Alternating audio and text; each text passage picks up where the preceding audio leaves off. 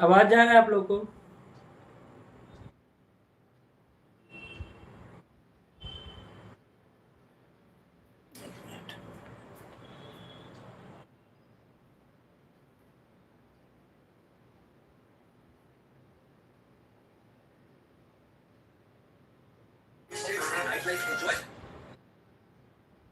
ठीक।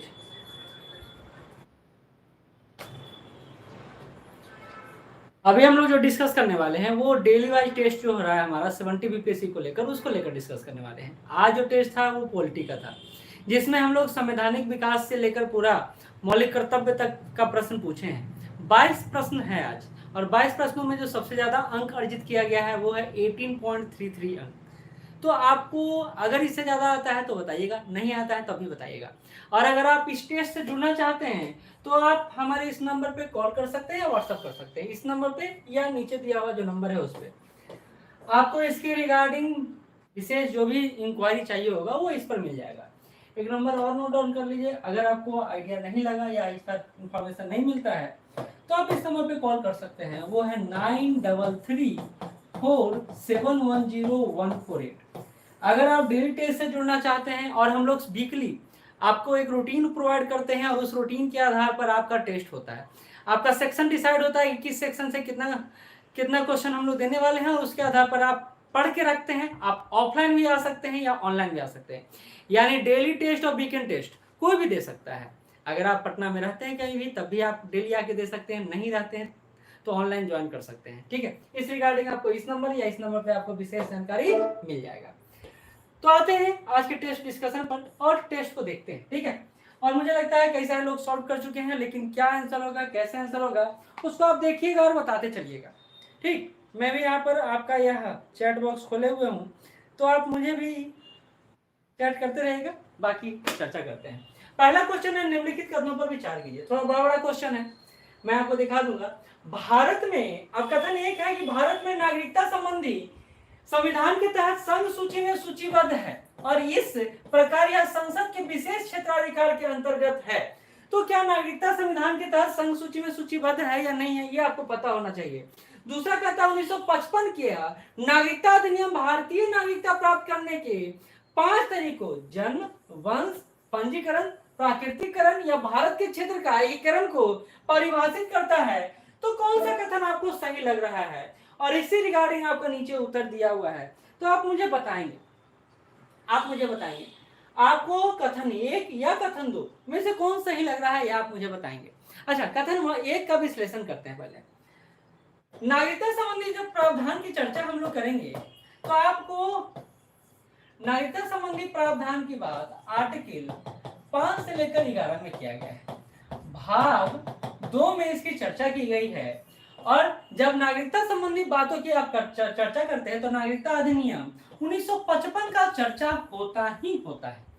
ठीक है, तो ये बातें आपको शायद पता होंगी, अब बताते चलिएगा अगर कुछ आपको आइडिया लगे तो। ठीक है, हाँ, एकल नागरिकता का प्रावधान हमारे यहाँ है, एकल नागरिकता की बात होती है। तो इस आधार पर पहला कथन क्या सही है कि भारत में नागरिकता संविधान के तहत संघ सूची में सूचीबद्ध और इस प्रकार यह संसद के विशेष क्षेत्राधिकार के अंतर्गत आता है। ये विशेष क्षेत्राधिकार के अंतर्गत की तो बात कहीं की नहीं गई है, तो ये तो डॉट में चल रहा है। सेकंड, 1955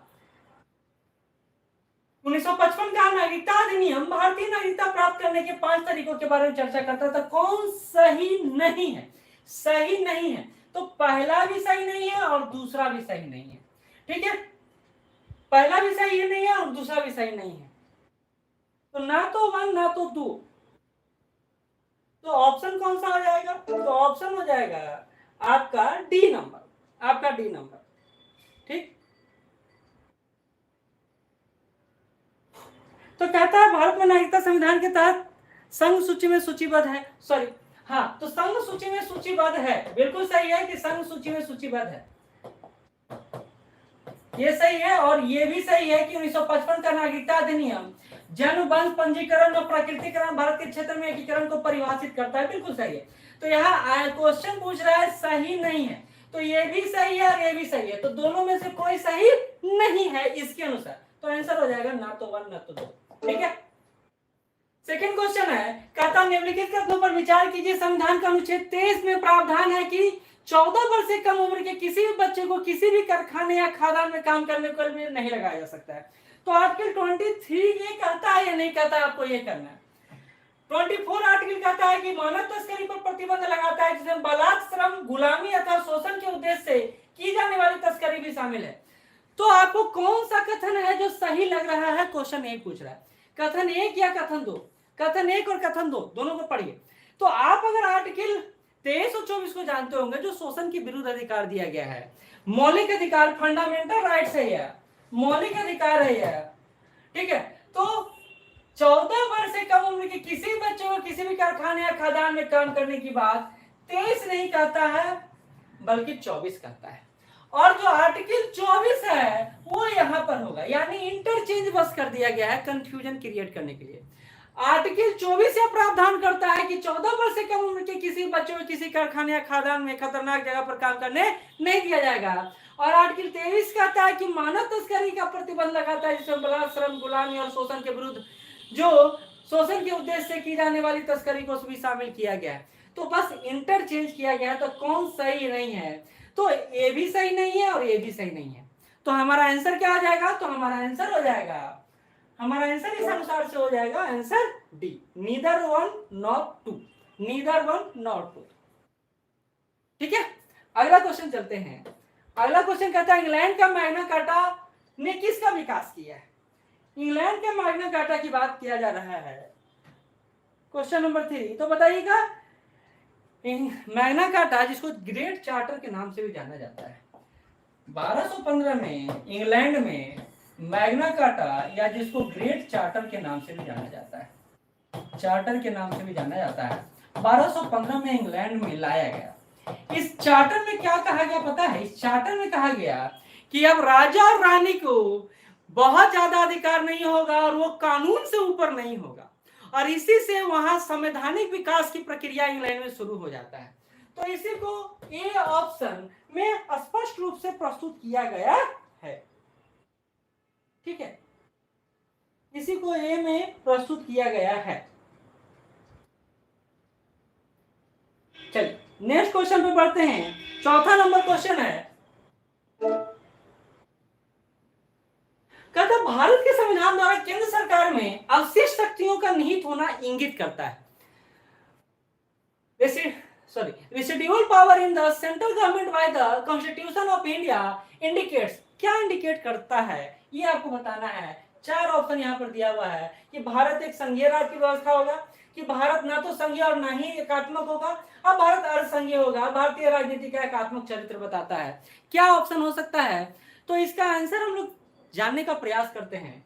कह रहा है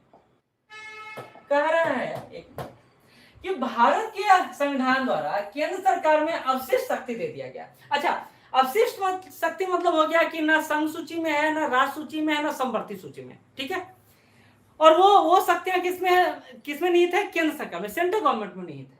तो ना एक भारत का संघीय राज्य व्यवस्था दिखाता है। क्या ये संघीय व्यवस्था है कि हम सेंटर को ज्यादा पावर दे रहे हैं? ठीक है, जबकि संघीय व्यवस्था यह कहता है, फेडरल सिस्टम ये कहता है कि सेंटर और स्टेट मिलकर समन्वयकारी तरीके से शासन करेगा, है ना। कहता है ना तो भारत का संघीय और ना ही एकात्मक, यानी अर्धसंघीय स्वरूप दिखा रहा है। क्या ऐसा लग रहा है आपको? भारत का अर्धसंघीय है, ये भी नहीं है। हाँ, जब हम किसी को ज्यादा शक्ति देते हैं, इसका मतलब यह हो रहा है कि भारतीय राजनीति एकात्मक चरित्र की ओर प्रदर्शित कर रहा है।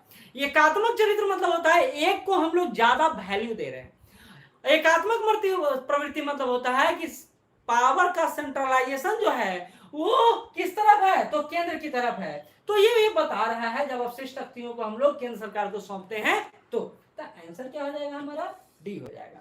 आंसर क्या हो जाएगा हमारा? डी हो जाएगा। अच्छा, अगला क्वेश्चन कहता है निम्नलिखित में कौन संसदीय और राष्ट्रपति शासन प्रणाली? देखिए, पार्लियामेंट्री सिस्टम है, दुनिया में 2 ही सिस्टम वर्क कर रहा है, पार्लियामेंट्री सिस्टम वर्क कर रहा है, प्रेसिडेंशियल सिस्टम वर्क कर रहा है। पार्लियामेंट्री सिस्टम का उदाहरण देखिएगा तो भारत का सर्जनी दिखाई देगा, और प्रेसिडेंशियल सिस्टम का अच्छा उदाहरण देखिएगा तो आपको यूएसए दिखाई देगा, है ना। तो कहते हैं निम्नलिखित में कौन संसदीय और राष्ट्रपति शासन प्रणाली के बीच अंतर का आधार है? Which of the following is the basis of difference between parliamentary and presidential system of governance. न्याय समीक्षा की शक्ति, राष्ट्रपति राज्य प्रमुख के चुनाव की पद्धति, कानून बनाने की विधायी सर्वोच्चता या विधायिका और कार्यपालिका के बीच संबंध। तो पार्लियामेंट्री सिस्टम और प्रेसिडेंशियल सिस्टम में बेसिक डिफरेंस आपको क्या दिखाई देता है वो यहां पर पूछा है। आंसर क्या होगा ये बताइएगा, आंसर क्या होगा ये बताइएगा। देखिए मूलतः जो खेल चलता है किसी भी सिस्टम में, किसी भी शासन प्रणाली में, वो चलता है सेपरेशन ऑफ पावर का, सेपरेशन ऑफ पावर का। और हम लोग जानते हैं सरकार 3 स्तर पर काम करता है, लेजिस्लेटिव, एग्जीक्यूटिव और जुडिशरी, है ना। तो आप एक बात देखिएगा कि भारत जैसे देश में पार्लियामेंट्री सिस्टम में विधायिका जो है नियम बनाता भी है और उसको लागू करवाने का भी सर्वोच्च सत्ता इन्हीं के पास होता है, क्योंकि मंत्री यही होते हैं, एग्जीक्यूटिव हेड यही होते हैं, एडमिनिस्ट्रेटिव हेड जो होता है वो सचिव होता है। तो इस रूप में आप इस क्वेश्चन में जाइएगा तो आंसर आपका हो जाएगा डी, आपका आंसर हो जाएगा डी, ठीक है, आपका आंसर हो जाएगा डी। आप आंसर बताना चाहें तो बताते चल सकते हैं।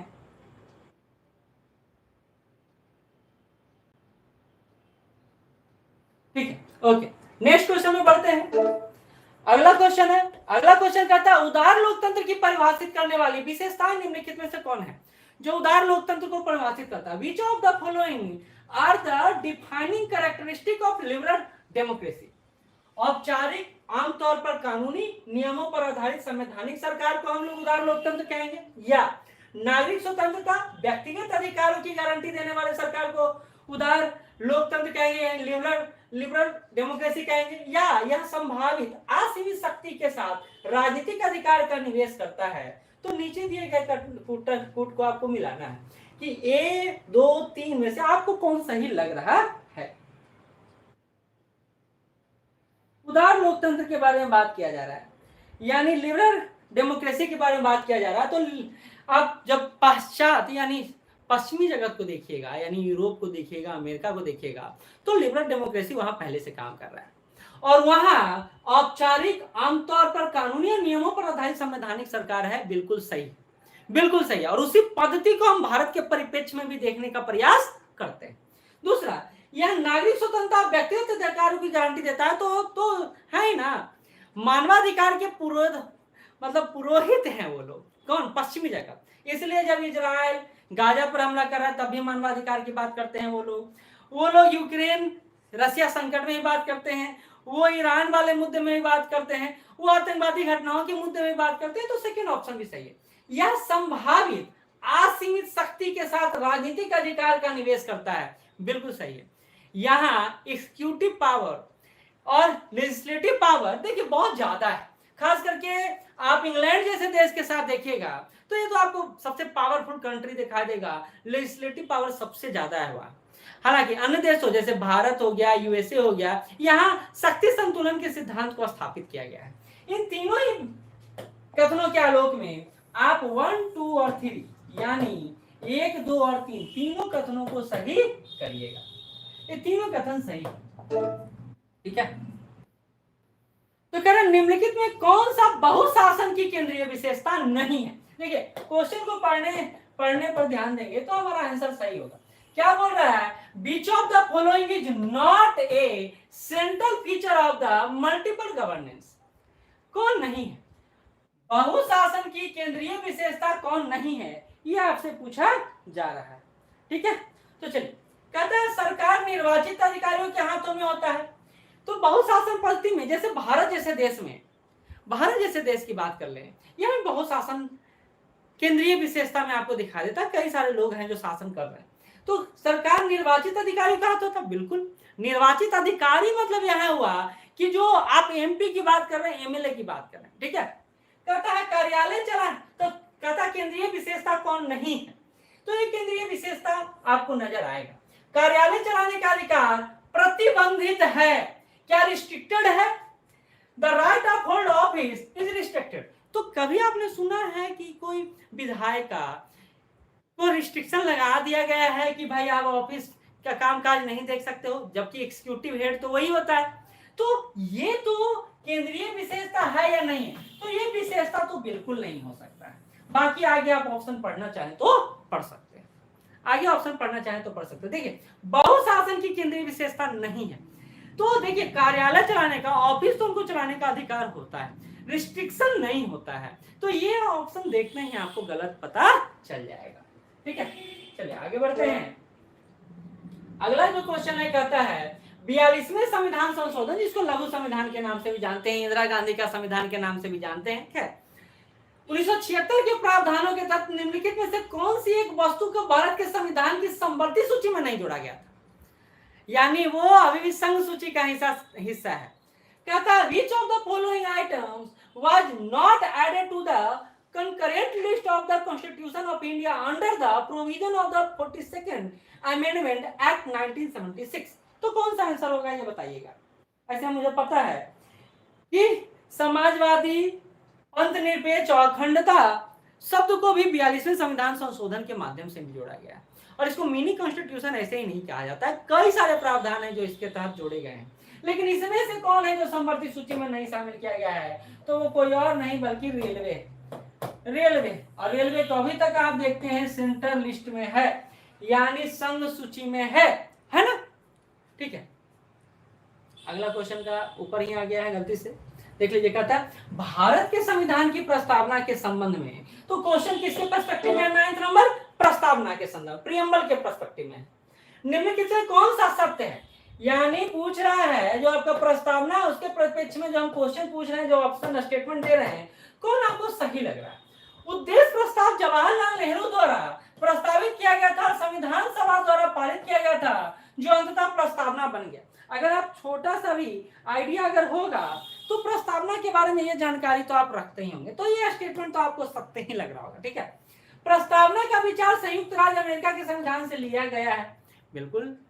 तीसरा, समाजवादी और धर्मनिरपेक्ष शब्दों को 1976 42वें संविधान संशोधन द्वारा अपनाया गया, अभी मैंने बता दिया, तो ये भी सही।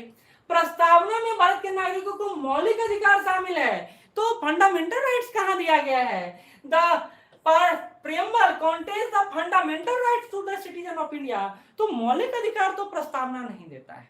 लेकिन अगर ये यहीं पर ये शब्द रहता कि मौलिक अधिकार के भाव को प्रदर्शित करता है तो सही हो सकता था, लेकिन मौलिक अधिकार तो नहीं देता है।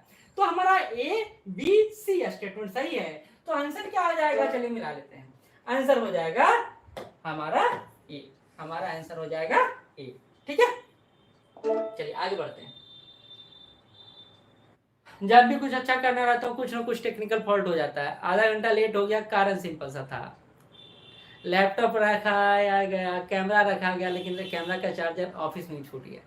अब बड़ा दिक्कत हो जाता है कभी कभी। चलिए आगे बढ़ते हैं।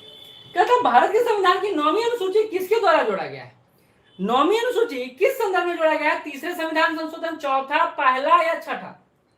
The 9th schedule of the Constitution of India was added by 3rd, 4th, 1st या 6th, बताइएगा। मुझे लगता है आप सबको पता होगा। 9वीं अनुसूची जो भूमि सुधार से संबंध रखता है, 9वीं अनुसूची जो भूमि सुधार से संबंध रखता है,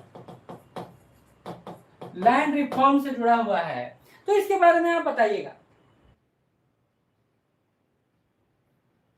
9वीं अनुसूची वाले भूमि सुधार से जुड़ा हुआ है। एक ऐसा कानून भी केंद्र सरकार ने बनाया जिसमें कुछ लिस्ट रख दिया गया 9वीं अनुसूची के तहत। यहाँ बोला गया कि भैया इस पर न्यायालय कुछ भी बात नहीं कर सकता। लगभग 284 कानून है जिस पर आप न्यायालय नहीं जा सकते हैं, तो 9वीं अनुसूची में। तो आंसर इसका हो जाएगा, बिल्कुल आप लोग बोले पहला, बिल्कुल पहला संविधान संशोधन 1951, पहला संविधान संशोधन मुस्तफा कामल के द्वारा। अगला कहता है, ये तो खैर आसान क्वेश्चन है, अब मुझे लगता है आप आंख बंद करते हैं इसको बना दिए। 10वीं अनुसूची 10th शेड्यूल संबंधित है, किससे संबंधित है, तो आप आंसर दे दिए होंगे, बिल्कुल दीजिए, बिल्कुल दीजिए। देखिए 1985 के आसपास आया राम गया राम का थ्योरी बड़ा वायरल हुआ। आज इसमें है, कल उसमें है, कल उसमें है, परसों उसमें है। तो इसी को ध्यान में रखते हुए 52वां संविधान संशोधन लाया गया, संविधान कॉन्स्टिट्यूशनल अमेंडमेंट लाया गया, संविधान संशोधन लाया गया और दल बदल विरोधी कानून को पास किया गया, दल बदल विरोधी कानून को पास किया गया। तो 10वीं अनुसूची दल बदल विरोधी कानून से जुड़ा हुआ है। ठीक है, ठीक है। अब तो 1985 में 1985 में 1985 में, ठीक है। चलिए आगे बढ़ते हैं।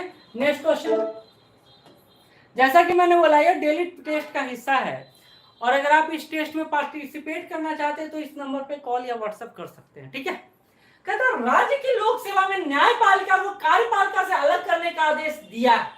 It has been ordered to separate the judiciary from the executive in the public service of the state. कौन सा आंसर होगा ये बताइएगा, ए बी सी डी। और जब आप इस क्वेश्चन को लेकर बहुत सारा कंफ्यूजन है, बच्चे भी कंफ्यूजन कर रहे हैं, सर ये कहाँ से दिए हैं, कैसे दिए हैं, कहाँ से ये क्वेश्चन आया है, कहाँ से ये क्वेश्चन दिया गया है। तो न्यायपालिका को कार्यपालिका से अलग करने के बारे में प्रावधान 1948 में पेश किया गया, जिसको संविधान सभा ने स्वीकार किया और इसको आर्टिकल 50 के तहत इसको शामिल किया गया राज्य के नीति निर्देशक तत्व में, राज्य के नीति निर्देशक तत्व में। ठीक है, ठीक है, राज्य के नीति निर्देशक तत्व में इसको शामिल किया गया। तो न्यायपालिका को कार्यपालिका से अलग करने का आदेश कहां दिया गया है, तो आर्टिकल 50 में 50 में राज्य के नीति निर्देशक तत्वों के तहत दिया गया है। तो इसको अगर आप नहीं जानते होंगे तो नोट डाउन कर लेंगे, लिख लेंगे कहीं। ठीक है, पीएसपी के बारे में पहले ही चर्चा की, 36 से 51 पर यह चर्चा करता है। 51 ए जो है वो मौलिक कर्तव्यों की चर्चा करता है और हम लोग इसमें से कई सारा क्वेश्चन को अभी सॉल्व करने में लगे हुए हैं। अगला क्वेश्चन है, निम्नलिखित में कौन सा कथन सही नहीं है। आप क्वेश्चन को बड़ा ध्यान से पढ़िए, कह रहा है कौन सही नहीं है। अब सही नहीं है तो हमको ओवरऑल नॉलेज होना चाहिए। तो नॉलेज होना चाहिए तो क्या टेलीफोन टैपिंग भारत के संविधान के अनुच्छेद 21 का उल्लंघन करती है जबकि कानून द्वारा अनुमति ना दी जाए। तो क्या ये सही है या सही नहीं है। दूसरा, भारत के संविधान के अनुच्छेद 22 में यह प्रावधान है कि गिरफ्तार किया गया किसी भी व्यक्ति को गिरफ्तारी के कारणों की जानकारी दिए बिना हिरासत में नहीं लिया जा सकता। क्या ये सही है, आप बताते जाइएगा। ठीक है, कहता है कौन सही नहीं है, आपको इसमें क्या चाहता है, कौन सही नहीं है। तीसरा है, बिना उचित आधार के हत्या के मामले में जमानत देने से इनकार करना भारत के संविधान के अनुच्छेद 23 के तहत व्यक्तिगत स्वतंत्रता के खिलाफ। क्या ये सही नहीं है। और अगला, भारत के संविधान का अनुच्छेद 24 14 वर्ष से कम उम्र के बच्चों को कारखाने या खदानों में किसी अन्य खतरनाक कामों में करने से रोक लगाता है। तो भाई आंसर तो आप तुरंत पहुंच गए होंगे। तुरंत इसलिए पहुंच गए होंगे क्योंकि आपने ऑप्शन देखा होगा, ऑप्शन में कुछ क्लिक किया होगा दिमाग में। क्या क्लिक किया, तो क्लिक ये किया कि यहाँ आर्टिकल 23 क्या कह रहा है। अभी हम लोग चर्चा किए कि शोषण के विरुद्ध अधिकार दिया गया है, शोषण के विरुद्ध अधिकार दिया गया है और वो शोषण के विरुद्ध अधिकार आर्टिकल 23 और 24 बात करता है ना। अच्छा, इसी को आप समता के अधिकार, स्वतंत्रता के अधिकार, शोषण के विरुद्ध अधिकार, इन तीनों ही टर्म में देखेंगे 14 से 18, 19 से 22 और 23-24 परिप्रेक्ष्य में बात होता है। तो यहाँ कह रहा है बिना किसी उचित आधार के हत्या के मामले में जमानत देने से इनकार करना भारत के संविधान के अनुच्छेद 23 के तहत। अच्छा, 23 बात करता है शोषण के विरुद्ध, स्वतंत्रता की बात होगा तो 19 से 22 के बीच प्रावधान होगा। तो यह स्टेटमेंट तो ऐसे ही फॉल्स हो जाता है ना। यह स्टेटमेंट तो ऐसे ही फॉल्स हो जाता है। अगर थोड़ा सा भी याद है आपको, मौलिक अधिकारों के बारे में आपको थोड़ा सा भी आइडिया है तो ये आप उत्तर दे पाएंगे, मुझे ऐसा लगता है। ठीक है, चलो अगला क्वेश्चन है, भारत में नागरिकता से संबंधित सभी मामलों के संबंध में कोई प्रावधान करने की शक्ति किसके पास है, तो आंख बंद करके संसद के पास है। आर्टिकल 11 किसके पास शक्ति है, संसद, पार्लियामेंट के पास पावर है।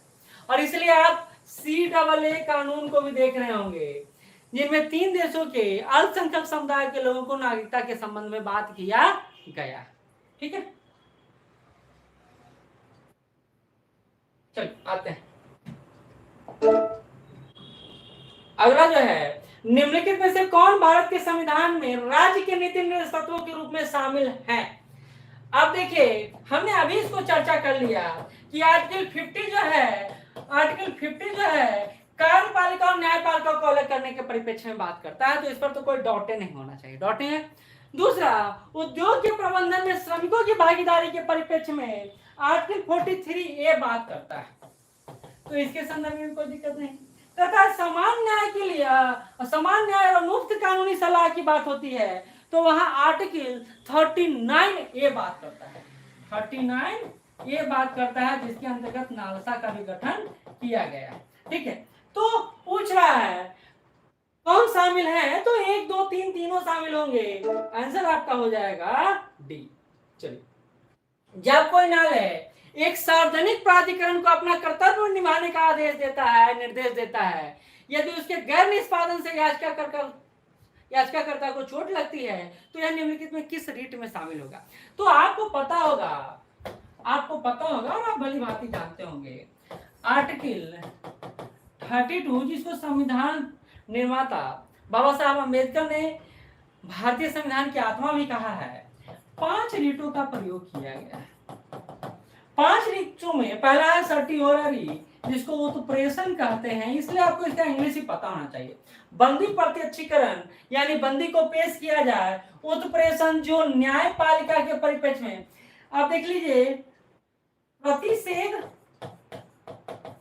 और उत्प्रेषण, ये दोनों न्यायपालिका के संदर्भ में रीट जारी होता है।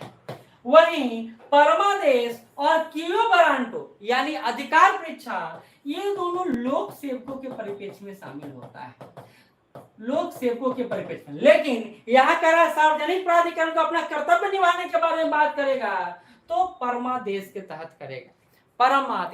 परमादेश के अंतर्गत ये बात होगा। ठीक है,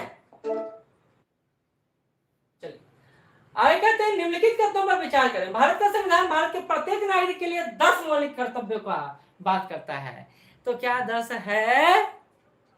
स्वर्ण सिंह समिति रिपोर्ट के आधार पर प्रारंभिक रूप से 10 कर्तव्यों की बात की गई, लेकिन बाद में इसमें शिक्षा का अधिकार भी जोड़ दिया गया 86वें संविधान संशोधन के द्वारा, तो संख्या हो गया 11। तो कहता है कौन सा कथन सही है? तो भैया एक कथन तो सही नहीं हमको दिख रहा है।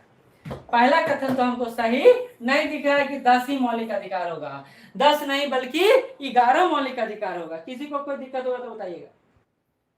11 मौलिक अधिकार होगा। ठीक है, दूसरा कहता है भारत का संविधान अनुच्छेद 51A में निहित मौलिक कर्तव्यों के प्रत्यक्ष प्रवर्तन का प्रावधान करता। बिल्कुल नहीं, मौलिक कर्तव्यों की अवधारणा डीपीएसपी के समान है, डीपीएसपी के समान है, जो न्यायालय द्वारा लागू नहीं किया जा सकता है। समय पर सभी नागरिकों से यह कहा गया है कि भैया आपको अगर अधिकार का उपभोग करना है तो कर्तव्यों का भी उपयोग करना चाहिए।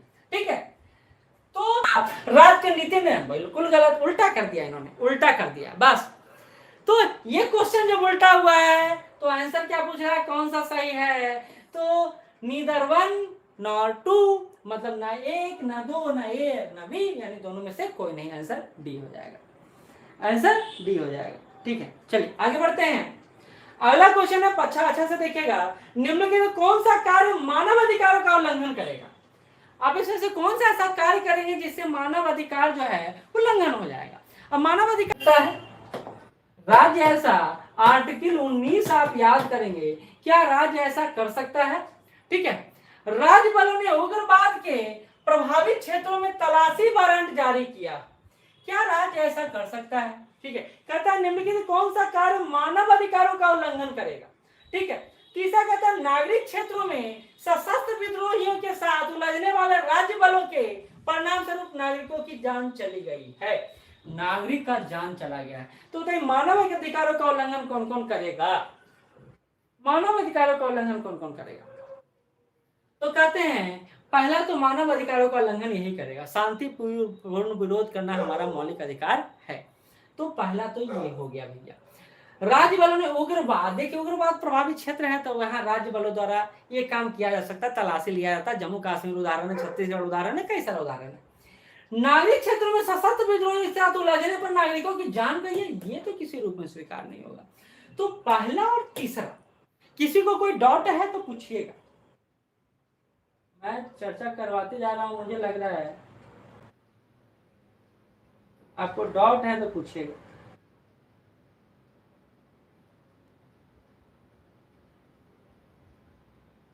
क्वेश्चन 6 पे डाउट है, चलिए ठीक है, इसमें डाउट नहीं ना है, ठीक है। क्वेश्चन 6 पे आते हैं, में कर देंगे, जब क्वेश्चन पूरा चर्चा करने दीजिए, कौन कौन डाउट है वो बताइएगा, उसको लास्ट में डिस्कस कर देंगे, लास्ट में, ठीक है। 20 मौलिक कर्तव्यों के संबंध में निम्नलिखित में से, तो कहता है 20 नंबर क्वेश्चन पे आते हैं, तो कहता है कि कौन सा सही है, तो संविधान में किसी भी कर्तव्य के प्रत्यक्ष प्रवर्तन में कोई प्रावधान नहीं है, बिल्कुल सही है, इस ऑप्शन के साथ कोई टेंशन नहीं है। कहता है एक नागरिक के लिए कर्तव्य अनिवार्य है, अनिवार्य है, ये शब्द पर ध्यान दीजिएगा। कहता है ड्यूटीज आर मैंडेटरी, तो आप पालन नहीं करेंगे तो सजा दिया जा सकता है, कैसा दिखता है आपको? नहीं दिखता है। और राज्य से हासिल करने का प्रयास करना चाहिए, तो राज्य को हासिल नहीं करना, इसको नागरिक को हासिल करना है, ठीक है। तो आपका ना दूसरा सही है ना तीसरा सही है, पहला सही है, तो केवल एक आंसर हो जाएगा, केवल एक आंसर हो जाएगा, ठीक है। अगला कहता है जबकि मौलिक अधिकार राज्य की कार्रवाई पर सीमाएं बनाते हैं, बिल्कुल सही है, मौलिक अधिकार आपको दिया ही गया है ताकि राज्य के खिलाफ आपकी रक्षा की जा सके, सिंपल बात है।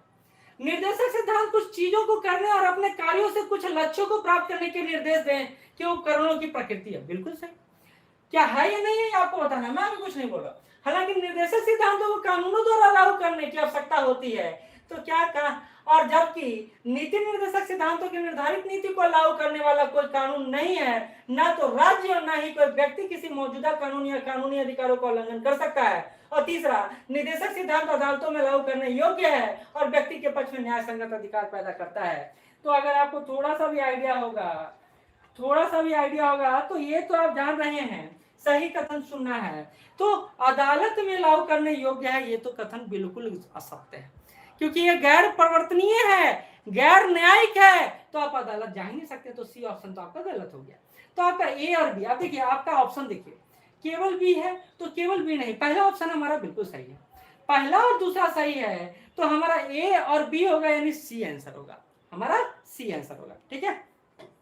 अब लास्ट क्वेश्चन है, निम्नलिखित में कौन भारत के संविधान में निहित मौलिक अधिकारों से संबंधित नहीं है? अब कौन है जो मौलिक अधिकारों की बात नहीं करता है? 614 वर्ष के आगे सभी बच्चों के निःशुल्क अनिवार्य शिक्षा है, 21A है। मानव तस्करी जबरदस्त, बिल्कुल है। सार्वजनिक स्वास्थ्य सुधार एवं मादक पेय पदार्थ कहां से आ गया मौलिक अधिकार में? किसमें है? डीपीएसपी में, ठीक है। लोगों के कमजोर वर्गों विशेष रूप से अनुसूचित जाति अनुसूचित जनजाति किसमें है? डीपीएसपी में। तो कहता है कौन सही होगा, तो पहला और दूसरा। कौन संबंधित नहीं मौलिक, तो कौन आंसर होगा? सी और डी संबंधित नहीं है, तो सी और डी आंसर हो जाएगा हमारा, डी आंसर हो जाएगा हमारा। लेकिन आपकी तरफ से एक आया है कि 6 नंबर क्वेश्चन को फिर से बता दिया जाए। चलिए फिर से आते हैं 6 नंबर क्वेश्चन पे, 6 नंबर क्वेश्चन पे आते हैं। चलिए, कहता है उदार लोकतंत्र के बारे में, लिबरल डेमोक्रेसी। इसको इस बात समझिए कि ऐसा डेमोक्रेसी जो आपके अनुसार चलता है, लोचशील थोड़ा है और आपके लिए काम करता है, इसको लिबरल डेमोक्रेसी कहते हैं, ठीक है। कहता है क्या यह लिबरल डेमोक्रेसी औपचारिक नहीं होता है? Constitutional government based on the formal, औपचारिक नहीं होता यानी नियमों से नहीं बंधा होता, बिल्कुल नियम से बंधा होता है। आमतौर पर कानूनी होता, बिल्कुल आपको कोई भी आवश्यकता उसकी पूर्ति बाय लॉ ही करता है, ठीक है। और नियमों के संवैधानिक सरकार है, बिल्कुल यह संविधान के अनुसार चलता है। तो उदार लोकतंत्र में ये तीनों गुण तो समाहित है ना, ये तीनों गुण समाहित हैं, ठीक। दूसरा, नागरिक स्वतंत्रता और व्यक्तिगत अधिकारों की गारंटी देता है। मौलिक अधिकार इसका विशेषता आपको दिखाई दे रहा है, इसका एग्जाम्पल आपको मौलिक अधिकार दिखाई दे रहा है। उदार लोकतंत्र में मौलिक अधिकार होगा, लेकिन क्या राजतंत्र में मौलिक अधिकार होगा? बिल्कुल नहीं होगा, बिल्कुल नहीं होगा। तो बी तो सही है, दूसरा भी सही है। यह संभावित असीमित शक्ति के साथ, अब देखिए इस बात को लेकर कंट्राडिक्शन हो सकता है और मैं इससे एग्री करता हूं आपको। ये जो शब्द दिया है असीमित शक्ति, तो बिल्कुल पार्लियामेंट के पास असीमित शक्ति है। मैंने आपको यूके का उदाहरण दिया, ब्रिटेन का उदाहरण दिया मैंने। भारत के पार्लियामेंट के पास भी असीमित शक्ति है, लेकिन इसका भी लिमिटेशन है। तो ये शब्द को सही माना जा सकता है एक समय के लिए। सुन रहे हैं या नहीं सुन रहे हैं? इस शब्द को सही माना जा सकता है एक समय के लिए, ठीक है। तो कहता है असीमित शक्ति के साथ राजनीतिक अधिकार में निवेश करता है। बिल्कुल, अभी आप देख रहे हैं आम चुनाव हो रहा है, राजनीतिक अधिकार के लिए हम लोग इतना इन्वेस्टमेंट कर रहे हैं ताकि एक पार्टी हो वो आपको रिप्रेजेंट करे, और ये लिबरल डेमोक्रेसी का अच्छा उदाहरण है। तो इसमें आपको गलत कहां लग रहा है, कमेंट करके बताइएगा। गलत कहां लग रहा है, कमेंट करके बताइएगा। कोई कमेंट? समझ में आया? ओके, ठीक है, थैंक यू। बहुत डिस्टर्बेंस हुआ आज, मे भी कल नहीं होगा, और कल नहीं ही होगा, थोड़ा तैयार कर लूंगा मैं भी। आज बहुत दिन बाद लाइव आने का मौका मिला है, लेकिन जो भी हो, जैसा भी हो, ठीक है। अगर लगातार आप लोग टेस्ट देते रहेंगे और अगर डिस्कशन में कोई दिक्कत होगा तो ऊपर चेक करिए सर। ऊपर चेक कहाँ करें? बात सही है उत्कर्ष वैभव जी, ठीक है। Dictatorship if the political authority hold unlimited power, बिल्कुल सही बोल रहे हैं। इस शब्द को लेकर मैं भी सशंकित हूं, लेकिन मैं आपको इसका सोर्स बताता हूं। सीएपीएफ का एग्जाम होता है यूपीएससी के द्वारा, यूपीएससी ने इसको सही माना है। मैं सोर्सेस के साथ बात कर रहा हूं, यूपीएससी ने इसको, इस स्टेटमेंट को सही माना है। ये कहता है असीमित शक्ति मतलब उतना, असीमित शक्ति के साथ इसको लिमिटेशन जोड़ा नहीं है, ये गलती किया इन्होंने, लेकिन ये बात इन्होंने सही माना है। मैं बोला इस शब्द में हमको बहुत ज्यादा प्रॉब्लम है, लेकिन उदार लोकतंत्र में इस बात को सही माना गया है, लेकिन असीमित शक्ति वहीं तक है जहां की दूसरे की शक्ति प्रभावित नहीं होते। ये बात को आप नोटिस करके चलिए, और इसी बात को शायद इन्होंने सही माना है, ठीक है। ओके ओके,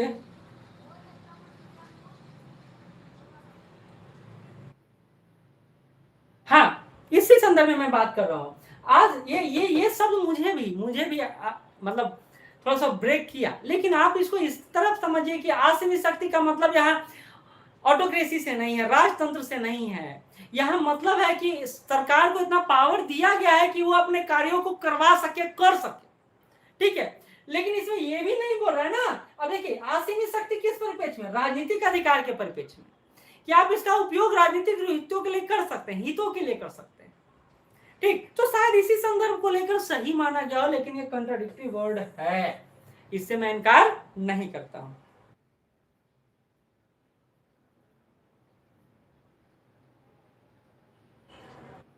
पोटेंशियली अनलिमिटेड, हाँ बिल्कुल सही, आपने यहां भी देखा संभावित शब्द भी प्रयोग किया है। इस शब्द को भी ध्यान हम लोग रखेंगे, लेकिन संभावना में बहुत सारी बातें हो सकती हैं छिपी हुई। प्रोबेबिलिटी ना 4-5 प्रकार का संभावना दे सकता है, लेकिन ये शब्द जुड़ने पर इसको और ज्यादा ऑथेंटिक कर देता है, ठीक ठीक है। तो आशा करता हूं कि आज हमारा डिस्कशन समाप्त हुआ हो और आपको इससे कुछ सीखने का मौका मिला। डेली टेस्ट का यह शेड्यूल, आपको बस रहना होगा और हम भी रहेंगे। प्रॉब्लम है आज, बहुत ज़्यादा प्रॉब्लम हो गया, आधा घंटा परेशान रहे, लेकिन कोई बात नहीं, हम लोग प्रयास करेंगे तो और अच्छा करेंगे। ये पहला दिन है, थोड़ा सा डिस्कशन में डिले हुआ है, अगला दिन से टाइम पर आएंगे। और अगर आपको क्लास में किसी बच्चे को आपको लगे कि सर इस पर विशेष डिस्कशन करें, तो आप उनको पहले ही व्हाट्सअप कर दीजिएगा, ठीक है। बाकी हमारा 22 क्वेश्चन यहाँ क्लियर होता है। फिर मिलते हैं कल, धन्यवाद।